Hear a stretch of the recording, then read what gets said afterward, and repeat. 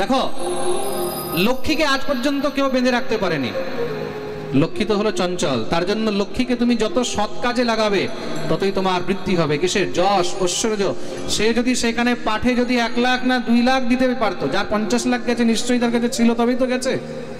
সে যদি 2 লাখ টাকাও দিত তাহলে তার চারদিকে নাম হয়ে যেত, হাজার হাজার লোক জানতো যে অমুক ব্যক্তি এত এই পাঠের মধ্যে দান করেছে। দান হলো এমন জিনিস, দান ধর্মকে টিকিয়ে রেখেছে। তার জন্য নিজের অর্থকে সৎ কার্যে দান করুন। কলিযুগে ধর্ম দানের উপরেই টিকে আছে। আমি বারবার আপনাদেরকে বলি, যেখানে সৎকর্ম হয় সেখানে যত পারবে নিজের অর্থ দান করুন। মনে রাখবে, ভগবান যখন অবতীর্ণ হন, ভগবানকে নিজের প্রচার করতে হয় না যে আমি ভগবান। সূর্যকে কখনো বলতে হয় না যে আমি সূর্য। তার তাপ জগৎকে পরিচয় করিয়ে দেবে, এটা সূর্য। প্রেম সে বলো। অন্যথা সূর্য গোল, চন্দ্রমাও গোল, কিন্তু মানুষ সূর্যকে সূর্যের তাপ দিয়েই বুঝে যায়, তার লক্ষণ। তদ্রূপ ভগবানকে ভগবানের লক্ষণ দিয়ে বোঝা যায়। তার জন্য আজকাল যারা নিজেকে ভগবান বলে ঘুরে বেড়াচ্ছে, এসব পাখন্ডী থেকে সাবধান থাকবে। প্রেম সে বলো। তো মন দিয়ে শুনবে, যেখানে জুয়া খেলা হয় সেখানে কলির বাস, পানাম যেখানে মদ্যপান হয় সেখানে কলির বাস, যেখানে পরস্ত্রী গমন হয় সেখানে কলির বাস। এইগুলোর মধ্যে শুধু দুঃখই দুঃখ আছে, কিন্তু সুনা মানে হিংসা, যেখানে হিংসা হয় সেখানে কলির বাস। তার জন্য এই 4টি থেকে যে বেঁচে থাকবে সে কলির প্রভাব থেকে বেঁচে থাকবে। আর যে এই 4টির মধ্যে ঢুকেছে সেই বরবাদ হয়ে যাবে। প্রেম সে বলো। ভগবান নিজের বাণীতে বলেছেন, এই সংসারে আমি 2 রূপে আছি। এক কি? এক গুরু রূপে। ভগবান সুদামা চরিত্রের সময় সুদামাকে বলেছিলেন যে এক আমি গুরু রূপে রয়েছে। গুরুকে, গুরুই হলেন সাক্ষাৎ গোবিন্দ। খুব মন দিয়ে শুনবে, কালকে হলো গুরু পূর্ণিমা। কালকে কি? তা গুরুই হলেন স্বয়ং গোবিন্দ। মহা স্বয়ং ভগবান বলছে, আহমেব স্বয়ং গুরুহু, আমি হলাম স্বয়ং। কৃষ্ণ যদি কৃপা করেন কোন ভাগ্যবানে, অন্তর্যামী রূপে গুরু শিখানো আপন। ভগবান যখন কোন জীবের উপরে কৃপা করেন তখন কিভাবে করেন? গুরু রূপে কৃপা করেন। তার জন্য গুরুকে মনুষ্য জ্ঞান না করিবে কখন। গুরুকে কখনো মনুষ্য বলে জ্ঞান করিতে, গুরু হলেন স্বয়ং ভগবান। প্রেম সে বলো। যেইভাবে গোবিন্দের পুজো হয় তদ্রূপী গুরুদেবের পুজো হয়। প্রেম সে বলো। অনেক অনেক সময় প্রশ্ন করে, মহারাজ গুরুদেবের পুজো কিভাবে? গোবিন্দের যেভাবে পুজো হয় সেইভাবেই গুরুদেবের। ধূপ দীপ নৈবেদ্য ইত্যাদি দিয়েই গুরুদেবের পুজো। কিন্তু পার্থক্য এতটুকু, গোবিন্দের চরণে তুলসী দেওয়া হয় কিন্তু গুরুদেবকে চরণে তুলসী দিতে নেই। প্রেম সে বলো। কখনো গুরু পুজোর মধ্যে গুরুদেবের চরণে তুলসী দেবে না, দিলে মস্তকে দেবে। কোথায় দেবে? মস্তকে বা কণ্ঠে, কিন্তু চরণে কখনো তুলসী দিতে। যেই গুরুদেব চরণে তুলসী নেবেন সেই গুরুদেব নিজেও মহারাজ ধ্বংস হয়ে যাবে। প্রেম সে বলো। তুলসীর মধ্যে একমাত্র অধিকার গোবিন্দের রয়েছে। কার? তুলসীকে। তুলসী হলেন গোবিন্দের প্রিয়া। প্রিয়ায় কেশবস্য চ, গোবিন্দের প্রিয়া। তা গোবিন্দের প্রিয়াকে অন্য কার চরণে দেওয়া যায় না। প্রেম সে বলো। মহাদেবেরও চরণে দেওয়া যায় না, ব্রহ্মার চরণে দেওয়া। বলিয়ে ভক্তবৎসল ভগবান কি। গুরুদেবকে গন্ধ পুষ্প ধূপ দীপ নৈবেদ্য ইত্যাদি দিয়েই পুজো।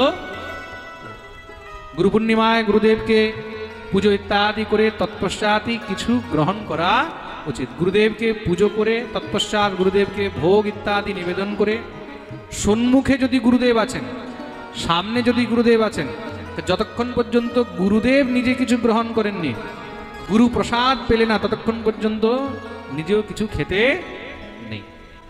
বা যদি গুরুদেব আদেশ না করেন, গুরুদেব যদি আদেশ করে দিয়েছেন যাও তোমরা প্রসাদ পেয়ে নাও, তাহলেই পাওয়া যায়। আর দূরে থাকলে তখন গুরুদেবকে গোবিন্দের প্রসাদ নিবেদন করে সেই ভোগ তৎপশ্চাৎ গ্রহণ করা উচিত। গুরু পুজোর আগে জল গ্রহণ করিতে নেই। প্রেম সে বলো, মনে থাকবে তো? গুরু কত প্রকারের? খুব মন দিয়ে শুনবেন।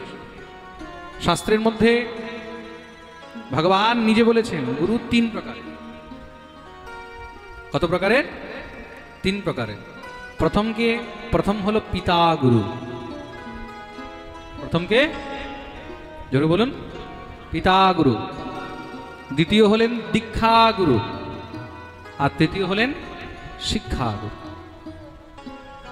এই সংসারের মধ্যে প্রথম আমাদেরকে যিনি সংসার দেখিয়েছেন, যার ঔরস থেকে আমাদের জন্ম হয়েছে, যিনি জগতের শিক্ষা দিয়েছেন, তিনি হলেন পিতা। তার জন্য প্রথম গুরুকে পিতা গুরু। আর তারপরে হলেন দীক্ষা গুরু, যিনি আমাদেরকে ব্রহ্ম সম্বন্ধ প্রদান করেছেন, যার কারণে আমরা ঈশ্বরকে চিনেছি। আর তৃতীয় হলেন শিক্ষা গুরু, যার কাছ থেকে আমরা ভগবত ভক্তি মার্গের শিক্ষা পাই, তিনি হলেন শিক্ষা। প্রেম সে বলো। দীক্ষা গুরু জীবনে একই হয়, মনে রাখবে। দীক্ষা গুরু বারবার হয় না। অনেকে কি করে বলে, আমাদের গুরুদেব তো পেয়ে গেছেন মহারাজ, 10 বছর হয়ে গেছে, এবার কি গুরু করতে পারবো? গুরুদেব পেয়ে গেছেন 10 বছর না 20 বছর হয়ে গেল, দীক্ষা নেওয়া চলবে। গুরু একবারই হয়। প্রেম সে বলো। কোন গুরু? সদ্গুরু। গুরুর যদি কোনো ব্যতিরেক রয়েছে, গুরু যদি সম্প্রদায়হীন হয়, কোনো এমন গুরুর চক্করে আপনি পড়ে গেলেন যিনি সম্প্রদায়হীন, যিনি কোনো সম্প্রদায়ের মধ্যে নেই, তখন কি করবে? তখন সেই গুরুকে পরিত্যাগ করে দিয়ে সম্প্রদায়যুক্ত গুরুর কাছে দীক্ষা গ্রহণ করা যায়। প্রেম সে বলো। আর শিক্ষাগুরু বলে, শিক্ষাগুরু তো অনেক হতে পারে। এক সময় ভগবান বলছেন, দত্তাত্রেয় রূপে আমি 24 গুরু করেছিলাম। মহারাজ যদুকে দত্তাত্রেয় এই উপদেশ করেছিলেন। 24 গুরু কাকে কাকে? পৃথিবী, বায়ুরাকাশ, আপ, অগ্নিশ্চন্দ্রমা, রবি, কপোতো, অজগর, সিন্ধু, পতঙ্গ, মধুকৃত, গজ, মধুহা, হরিণো, মীন, পিঙ্গলা, উর্ণনা, বিশ্বপেশ। পৃথিবীকে গুরু বানিয়েছেন। বায়ু, আকাশ, অগ্নি, চন্দ্রমা, সূর্য, সমুদ্র, কবুতর, অজগর, পতঙ্গা, মৌমাছি, হাতি, ভ্রমর, হরিণ, মৎস্য, পিঙ্গলা, বেশ্যা, কুরোর পক্ষী, কুমারী, কন্যা, সর্প, এক কামারকে, ছোট বাচ্চাকে, মাকড়সাকে গুরু বানালেন। যার কাছে যা শিখেছেন তাকে গুরু রূপে মেনেছেন। প্রেম সে বলো। তার জন্য শিক্ষা গুরুর কোনো অন্ত নেই। যার কাছে যা শিখেছো তিনি হলেন তোমার শিক্ষা গুরু। প্রেম সে বলো। ব্রহ্মচারীর ধর্ম কি? গৃহস্থের ধর্ম কি? বানপ্রস্থির ধর্ম কি? আর সন্ন্যাসীর ধর্ম কি? ব্রহ্মচারী বলে 1 থেকে নিয়ে 25 বৎসর পর্যন্ত বয়স, এটা হলো ব্রহ্মচর্যের বয়স। আচ্ছা, একটা কথা বিচার করে দেখুন, আমাদের ভারতের মধ্যে নাকি অনেকে বলে বাল্য বিবাহ হতো। বাল্য বিবাহ উন্মূলন করেছেন বলে না অনেকে, বাল্য বিবাহ শেষ করেছেন কে জানি? রাজা রামমোহন রায়। কোথা থেকে এইসব থিওরি যে নিয়ে আসে? বাল্য বিবাহ আমাদের ভারতীয় পরম্পরার মধ্যে কখনোই নেই। ভারতীয় শাস্ত্রের মধ্যে তো কোথাও বাল্য বিবাহের বর্ণন নেই। আমাদের এখানে বিবাহের বর্ণন কি? 25 বৎসর পর্যন্ত ব্রহ্মচর্য পালন, তাই তো? শাস্ত্রে স্পষ্ট লেখা রয়েছে ব্রহ্মচর্য আশ্রম কত বছর? 25 বছর। 25 বছর পর্যন্ত যদি ব্রহ্মচর্য। যখন ভারতের মধ্যে ইসলামিক শাসন আরম্ভ হলো, যখন ব্রিটিশ শাসন আরম্ভ হয়েছে, ইসলামিক শাসনের মধ্যে কি হতো? নব যৌবন কন্যাদেরকে, অল্প বয়সের মেয়েদেরকে উঠিয়ে নিয়ে চলে যেত, তাদের উপর অত্যাচার হতো। সেই কন্যাদেরকে তারা জোর জবরদস্তি করে বিবাহ করে নিত, যেগুলো আজও চলছে। বাংলাদেশে গিয়ে দেখুন। আমাকে কালকেই বাংলাদেশ থেকে, যশোর থেকে কিছু ভক্তরা এসেছিল, আজকে এখানে বসে আছে কিনা জানি না। হ্যাঁ, হয়তো কালকেই আমাকে বলছিল, বলে মহারাজজি, আমি জিজ্ঞাসা করলাম বাংলাদেশের পরিস্থিতি কি? বলে মহারাজ বলে লাভ, বাংলাদেশের মধ্যে বর্তমানেও কোনো হিন্দুর ঘরের মেয়ে এখনো সুরক্ষিত নেই, ঠিক কিনা? সুরক্ষিত। ঘর থেকে যখন বাইরে বেরোয় তার গ্যারান্টি নেই যে ঘরে ফিরে আসবে কি না।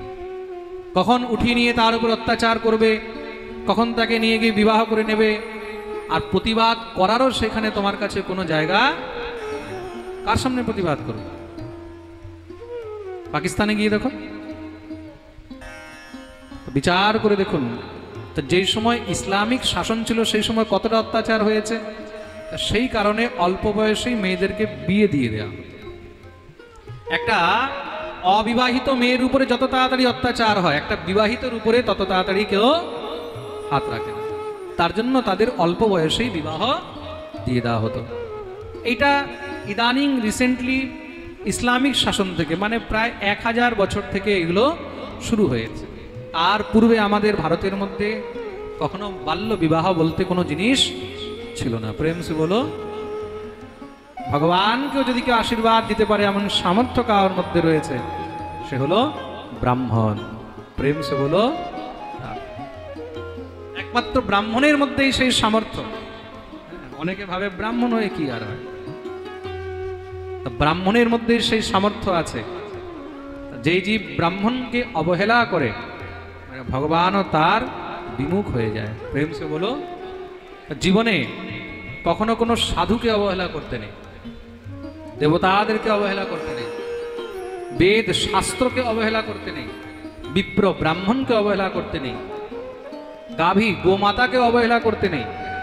দেবেষু বেদেষু গোষু বিপ্রেষু সাধুষু ধর্মে চ ময়িব দ্বেষ সবা আশু বিনশ্যতি। এদেরকে যে অবহেলা করে, যে এদের বিরোধিতা করে, তার অতি শীঘ্রই বিনাশ হয়ে যায়। প্রেম সে বলো।